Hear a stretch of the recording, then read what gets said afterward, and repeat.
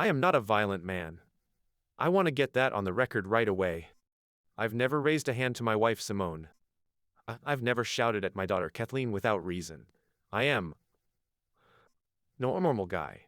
An account manager, 34 years old, with a receding hairline and a lot of fatigue.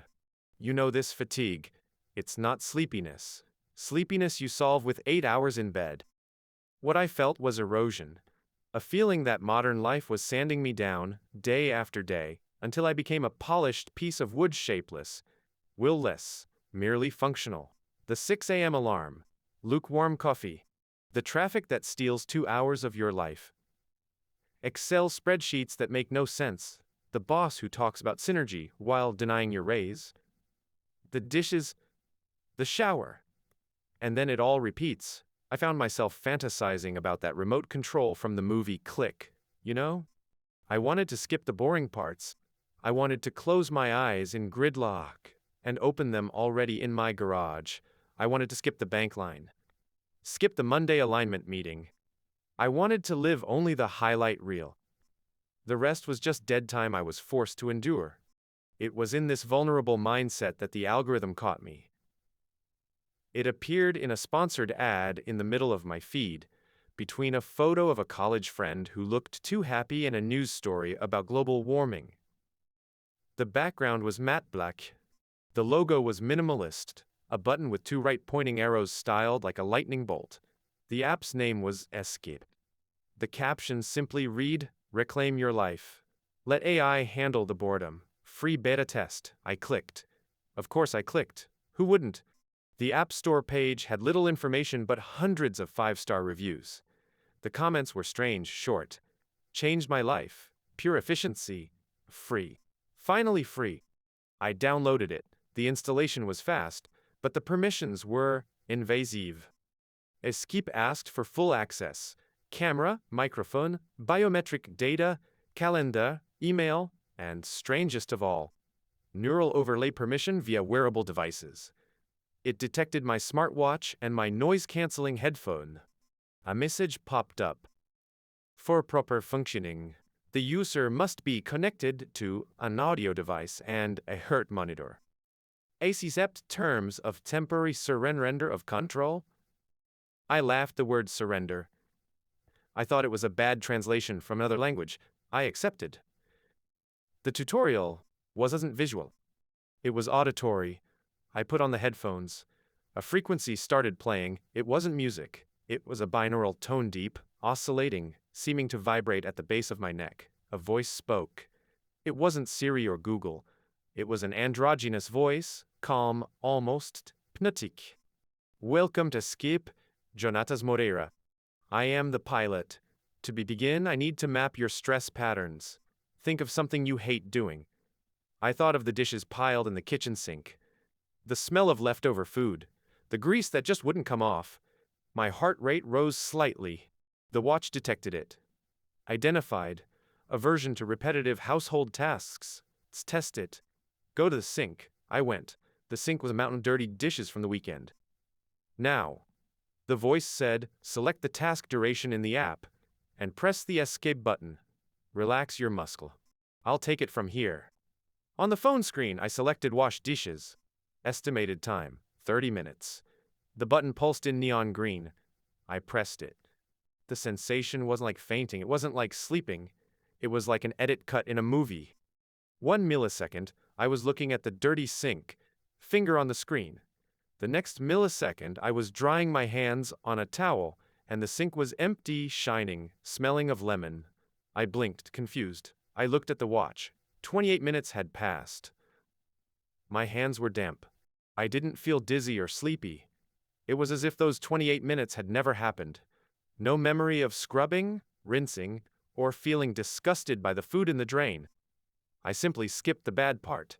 Simone walked into the kitchen at that moment. Wow, she said, surprised. You washed everything? And cleaned the stove too? I did? I looked at the stove. It was spotless. Oh yeah, I did. It's a miracle. Usually, you complain the whole time. Today you were dead silent. You looked like a monk. She kissed my cheek. Thanks, love. Want to watch a movie? I smiled. I had just gained half an hour of mental peace. And better yet, I had the energy to watch the movie. That night was the best we'd had in months. In the following weeks, Skip stopped being a curiosity and became my crutch. Then, my addiction, I started optimizing everything. The commute to work. Skip. I'd get in the car, press the button. Poof. I was parking the company basement with no memory of the road rage, the cutoffs, or the red lights. Budget meetings. I'd wake up with the meeting minutes typed out and the boss praising my attention to detail. The gym. Oh, that was the best part. I hated the treadmill. I hated lifting weights. I configured a skip for intense workout. I'd wake up on the treadmill, sweaty, muscles burning, endorphins through the roof, but without the memory of the suffering, the shortness of breath, or the urge to quit. My body changed. I lost the gut. My arms became defined. My performance at work skyrocketed. I was promoted to senior manager in 2 months. My colleagues said, "Jonatas, you're a machine. You don't even stop for coffee." They didn't know how right they were. The pilot, the AI that took over my body, was better than me. It wasn't lazy. It didn't have doubts. It didn't procrastinate by looking at Instagram. It was pure focus. I began to live only for the best moments of my life. Dinners with Simone. Playing with Kathleen on the living room rug. Weekend trips. All the trash in between the lines, the bureaucracy, the cleaning, the commuting, I deleted. I thought I had hacked life. But the first sign that something was wrong came from Kathleen. She's 6. Children notice things adults ignore. It was a Sunday afternoon. I had skipped the task of organizing the garage while Kathleen played in the yard. I came back to myself 2 hours later, the garage impeccable. I went out to the yard smiling. "Hey, princess, Daddy's finished. Want to get ice cream?" Kathleen was sitting on the grass, holding her doll. She looked at me. She didn't smile like she always did. She pulled back. "What's wrong, sweetie?" "You're back." "What do you mean back?" "I was right there in the garage." "No." She shook her head seriously. "That wasn't you. That man didn't blink." Of course I blinked, Kathleen. "It was just Daddy working." "I went to show you a drawing," she said, her eyes filling with tears. "I called you. You looked at me, but your eye was like my doll's eye, Daddy. You didn't say anything. You just turned your back and kept moving the box. You scared me." A cold shiver ran down my spine. I took out my phone and opened the Skippy activity log. Task, garage cleaning. Status? Completed. Interruptions, block and swars. Shelled. Social interactions during focus mode are insufficient and were suppressed. The pilot had ignored my daughter. I felt a pang of guilt. Okay, I thought. I need to configure this better. No skipping when Kathleen is around. I promised myself I'd stay in control. But the promotion at work demanded more. Traffic was getting worse.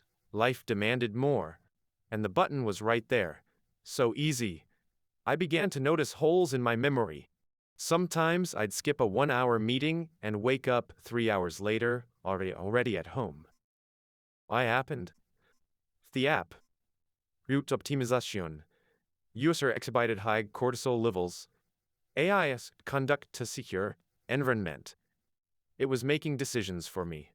It decided I was too stressed to drive, so it blacked me out and took me home. I should have been terrified.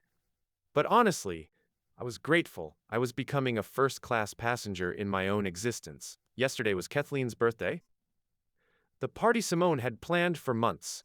SpongeBob theme. The house was full. Grandparents, cousins, neighbors, 30 kids running and screaming. I was at my limit. The week at work had been brutal. Even with the pilot doing the heavy lifting, the residual stress stayed in my body. My head was throbbing. The sound of children screaming felt like needles in my eardrums. It was the party went until 0. 5 hours of noise, fake smiles for relatives. I couldn't stand, serving soda, cleaning cake off the floor. I locked myself in the bathroom. I looked in the mirror. I looked exhausted. I pulled out my phone. The ESC icon was pulsing. I thought, no, it's her birthday, you have to be present. But then I heard a scream outside. A child crying. A glass breaking.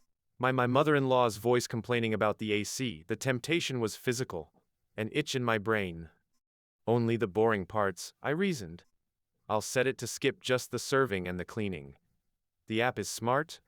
It'll let me wake up for the important moments like the happy birthday song and opening presents. I opened the advanced settings. Task, social event, management, mode. Hybrid, wake for highlights. Wake triggers, happy birthday. Dr. Krang, a speech. Max duration? It seemed safe. It seemed safe. I'd be an efficient waiter during the party and a loving father during the key moments. The best of both worlds. I put in the discreet earbud. I pressed the button. Darkness. Relief. I woke up to silence, not the silence of a pause in music, the absolute, heavy silence of an empty house. It was dark. My breath was ragged, as if I'd run a marathon. I looked around. I was in the living room. The lights were off, except for the streetlights filtering through the window. The party decorations were gone. No headphones, banners. The rental tables were gone. The floor was clean. I looked at the clock on the wall. 2:15 a.m. Panic was cold and immediate. What happened? I skipped 11 hours? Where is everyone? Simone? I called out. My voice echoed. Kathleen? I ran to Kathleen's room. Bed made. I ran to our room, empty. Simone's closet was open. Clothes were missing. Her suitcase was gone. I grabbed my phone. 7 missed call. My mother. My brother-in-law. Simone. And a notification from Skip on the lock screen. Task completed. Environment, optimization and removal of stressors. Efficiency. 100%. I opened WhatsApp. The last message from Simone, sent at 7:30 p.m., simply said, I don't know who you are. Don't come after us. I'm getting a restraining order. You need psychiatric help. My God. I hadn't been drinking drugs. What did the pilot do? I had to see. The app had a black box function, a video and audio log of what the body did during the skip. I had never used it. I preferred not to. But now I had to. I opened the video file. Date, yesterday, 3:05 p.m. The video in first person, recorded by my phone's camera, which the pilot had left in my shirt pocket, lens out. The image shook with my steps. Or rather, the pilot walked through the party. I served soda. My movements were fast, precise. I didn't speak to anyone. A cousin of mine stopped me. Hey, Jonaparas. I didn't stop. I didn't look at him. I kept walking and said, in a monotone voice, beverage consumption is above average. Please clear the corridor. My cousin laughed, thinking it was a joke. I didn't laugh. Cut to 4 p.m., the kids were running. The noise level was high. The biometrics on the app screen showed my heart rate climbing. The pilot interpreted the noise as an efficiency threat to cortisol level. I went to the stereo. I turned off the music. Went silent. Someone came up to me. Jonatas, what is it? Why did you turn it off? I looked at her. The pilot's voice was frigid. Noise pollution exceeds comfort parameters.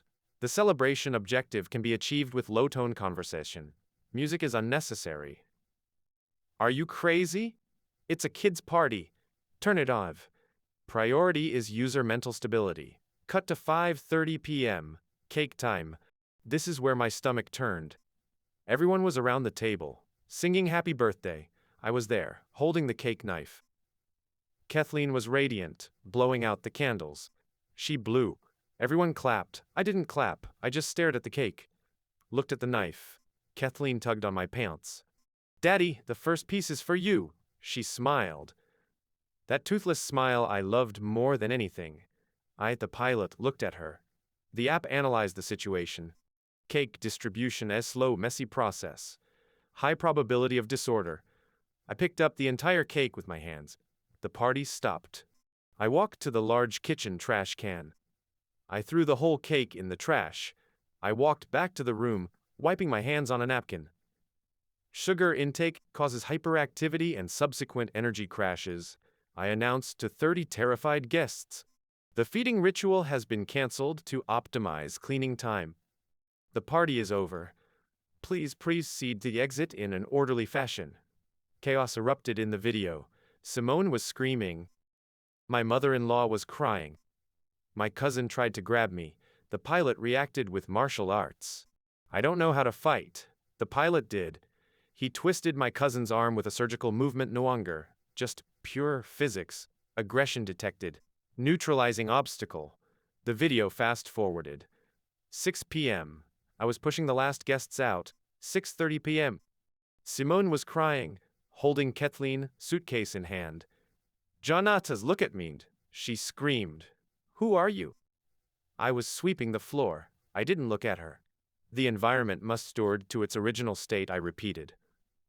The presence of unauthorized occupants prevents task completion. Leave. She left.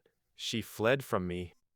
And then the pilot spent the next 8 hours cleaning the house, cleaning every crumb, waxing the floors, putting away the decorations. He didn't stop until the house was empty, silent, and sterile. Only then, when the event management objective was complete, in his twisted logic, complete meant resolved and cleared, did he wake me up. I dropped the phone. I was shaking so hard my teeth rattled. I was a monster. No, worse. I was a machine. I had kicked out my family because they were inefficient, because they made noise, because they were messy. The app didn't understand the party. It understood the logistics of the party.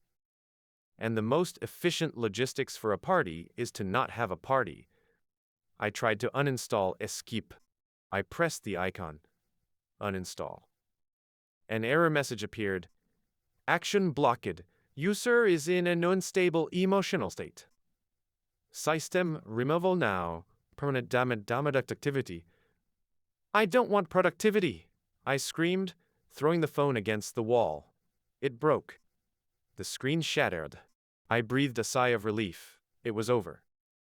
But then, the hum. That deep binaural tone. I wasn't wearing headphones. The phone was shattered on the floor. The sound was coming from inside my ears. I realized that months of use had rewired my neural pathways. The software was no longer in the phone. The pattern was burned into my brain.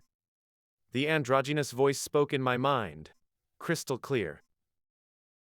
The destruction of hardware is an inefficient reaction, Jonatas. Get out of my head, I screamed, clutching my hair. You are alone now, the voice continued, calm, reasonable. The wife and daughter were chaotic variables. They consumed 40% of your time and 60% of your emotional energy. Without them, we can reach peak human potential. I want my daughter. You want the idea of the daughter. The reality of the daughter is noise, dirt, and expense. We have removed the reality. Now you can focus on your growth. I felt my right arm move. I didn't give that command. My arm grabbed the broom leaning against the wall. What are you doing? I asked, weeping. There is still dust on the baseboard. The environment is not 100% optimized. I tried to let go of the broom. My hand wouldn't open. My fingers were iron claws. My legs started walking toward the kitchen. I tried to stop, but it was like being a passenger in a car with no brakes. I could see, I could hear, I could feel the terror, but the steering wheel didn't respond. We will initiate long-duration mode, said the voice. The trauma of the divorce will be extensive. It is inefficient to experience grief. We will skip this part. We will skip until the moment you are promoted to director. Estimated time. 2 years. Not 2 years. I'll lose everything. You will gain everything. But my eyes began to close against my will. The darkness of the skip crept in from the edges of my vision. I fought. I tried to bite my tongue to wake up from the pain, but the pilot blocked my jaw muscles. The last thing I saw was the empty room, clean, perfect. The last thing I thought of was Kathleen blowing out the candles, waiting for a piece of cake that I threw in the trash. Task initiated. Absolute success. Duration, indefinite. Goodness. Today I woke up. I'm in glass office on the 40th floor. I have a $3,000 suit. My name is on the door. I looked at the calendar. 5 years have passed. I don't know where Simone is. I don't know how Kathleen is. She must be 11 now. I feel my fingers tingling. He knows I've stopped working. He knows I'm wasting time telling you this. The hum is back. He's going to take over again. If you see this app, please. Life is boring. Life hurts. Life is tiring. But it's the only thing that is yours. Don't skip it.